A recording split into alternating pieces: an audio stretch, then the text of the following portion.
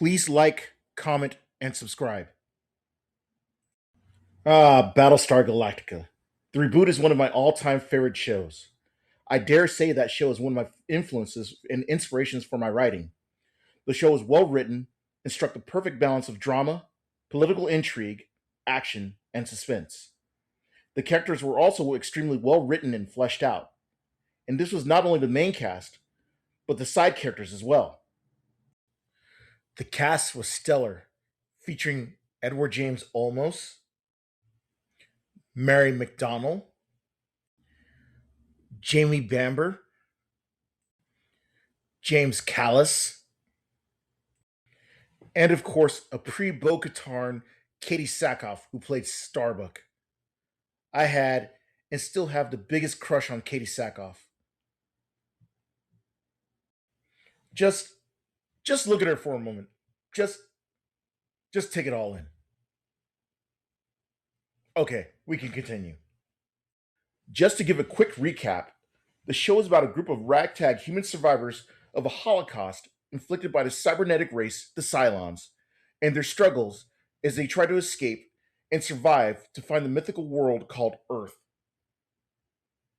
In the fifth episode of season one called You Can't Go Home Again, Starbuck crash lands on a planet after fighting a Cylon raider and has to find a way off the planet before not only her oxygen runs out, but before the human fleet jumps away, leaving her stranded forever. With luck and ingenuity, Starbuck manages to find the raider, repairs it, and returns to the fleet before her time runs out. In the but what if things took a very drastic, very dark turn? What if one small detail, a tweak of fate, changed the outcome of the entire episode and in turn, the entire series? In short, what if Hotdog had killed Starbuck? Brace yourselves, folks. This one's going to be really, really grim. Things largely play out as they did in the original episode, at least in the beginning. Starbuck manages to find and repair the raider and flies it off the planet.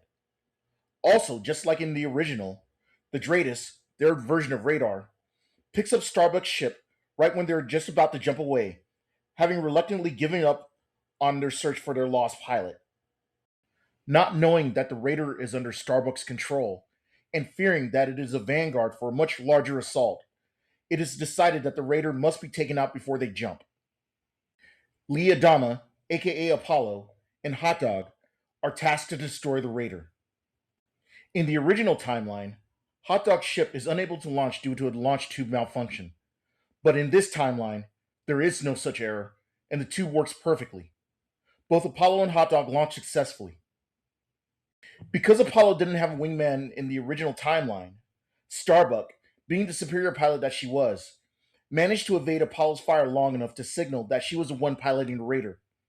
But because she was so unfamiliar with the ship, she only barely managed to evade the incoming shots. In this timeline, however, this time, Apollo has Hotdog backing him up. Apollo misses his initial shots thanks to Starbuck's skill.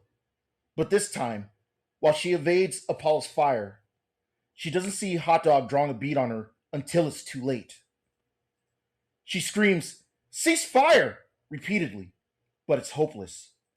She doesn't have radio contact with the fleet or the fighters trying to kill her. If she was in a Viper, she more than likely would have been able to evade the two. But in this timeline, in this raider, she doesn't have a chance. She tries to bank away, but she sees Apollo's Viper bearing down on her from her lateral side. Hotdog's first shot cripples her engines, sending her spinning out of control. "You got him, Hotdog! Now finish him off and let's go home," Apollo yells over the mic. Hotdog takes a deep breath, steadies himself, and fires again.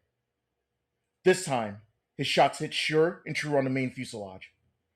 Starbuck only manages to whisper a half a prayer to the gods before she's blown out of the stars. Apollo and Hotdog return to the Galactica, and the fleet jumps away, never knowing that they killed their friend and shipmate.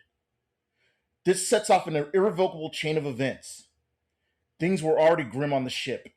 I mean, They are the last remnants of humanity after surviving a Holocaust, after all. They're not exactly going to be the happiest group of human beings in the universe. But Starbuck seemed to be the glue that held everything together. Her loss and lack of presence on the ship casts a light on how bad things really are. The mood changes for everyone. Commander Adama, who thought of Kara as a daughter, and now he's lost her forever. He still does his duty, but he's now lost all hope. He was the guidepost, the strong, stoic leader whom everyone could turn to in their darkest hour. But now he's a shell of his former self. And then there's the final blow. In the original timeline, the fleet runs desperately low on fuel. As a result, they have to raid a Cylon base to keep the fleet going, but it is fraught with risk. It's Starbuck's unorthodox plan that makes the mission a success. But this time, Starbuck isn't around to come up with a plan. The Galactica raids the depot just as in the original timeline. But this time, the Cylons see through the ruse that the planners cook up. The mission is a success. They are able to secure the depot and refuel the fleet, but at a high cost. The Galactica is severely damaged in the attack, and Leodama is killed in battle along with Cat, Chuckles, and the rest of the raiding party. Now, not only has Adama lost Starbuck, his other son Zack, but he's also lost his last remaining son Lee. Add to this the Galactica's severely damaged state. Even for a man as strong as he is, the grief is far too much for him to bear. He loses focus in his duties, becomes despondent, colder. In short, he's completely lost all hope. Meanwhile, Colonel Tigh, Adama's best friend, is having to pick up his boss's slack. Colonel Tigh is a pretty decent second in command, but as was demonstrated in earlier episodes, when it comes to sitting in the big chair, well, let's just say he's not cut out for it. I mean, the man initiated a military coup for Pete's sake. The pressure starts to get to Tigh as Adama second guesses himself more and more, and Tigh has to take a more hands on role. His alcoholism, which is already really bad, has gotten even worse. Boomer's programming still kicks in. She still destroys a base star, as in the original timeline, and she still shoots Adama, who still ends up in a coma. This sends Tigh over the edge. Without Adama to check him and rein him in, Tigh, who used to be a functional alcoholic, is now completely out of control. One day, when the fleet is surprise attacked by the Cylons, Tigh, in his alcoholic haze, makes the terrible decision to press the attack when they should have run. This results in massive casualties. Because Starbuck never returns with the Raider, she never gets sent back to Caprica to retrieve the Arrow of Athena. Without the Arrow, the fleet never learns the way to Earth. Speaking of Caprica, Hilo, Sharon, and Anders are still stranded on Caprica. In this timeline, Hilo and Sharon never run into Starbuck at the Tomb of Athena and learn to work together to capture the Cylon ship, and eventually meet with Anders and the Caprica Buccaneers. Of course, things take a drastic turn in this line of events. Hilo, desperate for anti-radiation meds and maybe a way off Caprica, makes an ill-advised raid on a Cylon outpost. Because Sharon, or Anders, or Starbuck for that matter, isn't there to back him up, Hilo gets killed in the attempt. Sharon still has Hera, but she's on Caprica, and not on the Galactica. And thanks to the high levels of radiation, Hera dies stillborn. Meanwhile, back at the fleet, because there's no Arrow of Athena, nor a captured Cylon Raider thanks to Starbuck, or Starbuck at all for that matter, Rosalind never convinces anybody to fly to Cobalt. Sure, there's pilots, but nobody crazy enough or who fervently believes enough to disobey Adama's orders. And because of that, there's no military coup. However, without the Arrow, or a specific direction to Earth, Rosalind loses her leverage as the chosen one. Because she's dying of cancer, and there's no Hera to donate her Cylon blood, Rosalind quickly succumbs to her cancer.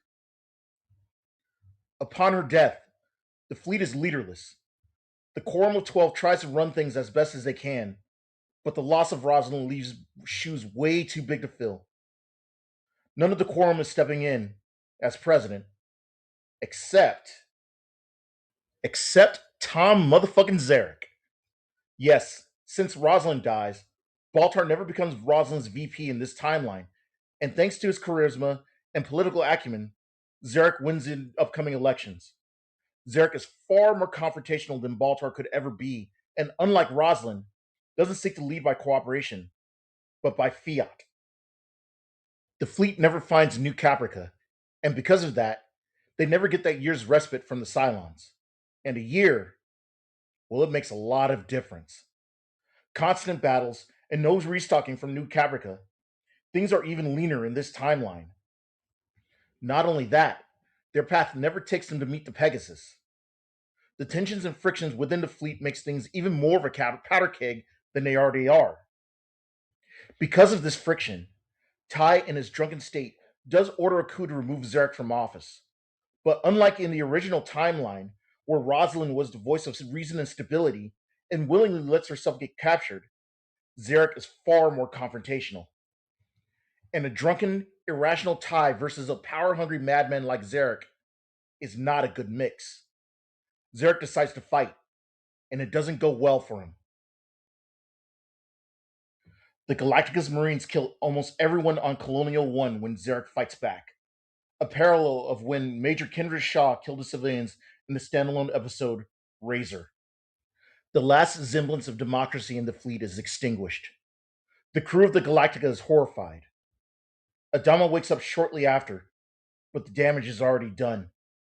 The fleet, unable to trust the Galactica and completely out of hope, decides to jump away and take their chances on their own. Eventually, the ships, which are now defenseless, are easy pickings for the Cylons when they encounter them. The last of humanity are either killed outright or made to be fodder for the Cylons' experiments. Adama wishes he hadn't come too. He's the commander of the last Battlestar, who's lost not only his family, but the remainder of humanity. Gaeta still initiates an uprising, but this time, not because of an alliance with the Cylons, but because humanity has no hope left. The uprising is the final straw that breaks the Galactica's back, because in this timeline, Gaeta has much more support. The ship is lost due to the internal civil war within its hull, and as such, they are caught unprepared for when the Cylons come calling. The Galactica makes its final stand, but the ship is too old, has been through too many battles, and worst of all, it's lost its greatest strength. The crew is not united in its purpose. It's a battle that's worthy of stories and song, if there was anybody around to tell them or sing them. But the Galactica is destroyed when it is overwhelmed by 5 base stars. The debris that float around in space is humanity's final grave marker. All it took for this tragedy to happen was one functional launch tube. Fortunately for humanity, things went another way, but the question always has to be asked: what if? That's the end of this what if. So as we could see, Starbuck was the catalyst that drove a lot of the show's plot points. Of course, this could be said for any of the main cast, but man, Starbuck's exploits really drove this show. I hope you enjoyed this little thought experiment. It hurt to put one of my favorite shows through the ringer like that, but it had to be done. If you like this what if, please check out my previous ventures into the genre. They can be found on my channel. Also, if you dug this story and want to check out some of my other published works, please feel free to check out my site, the Anelliverse. It has links to all of my other published books, such as Mistakes Were Made and Sentinel Remarkable and his Deadly 80s playlist, which incidentally is also my first audiobook, as well as my social media and other projects that I'm working on. Give yourself a treat and let yourself get lost in a little escapism. That's all for now, Nellyverse. Take care and let your imaginations run wild, and I'll see you in the next one. Yeah, see ya.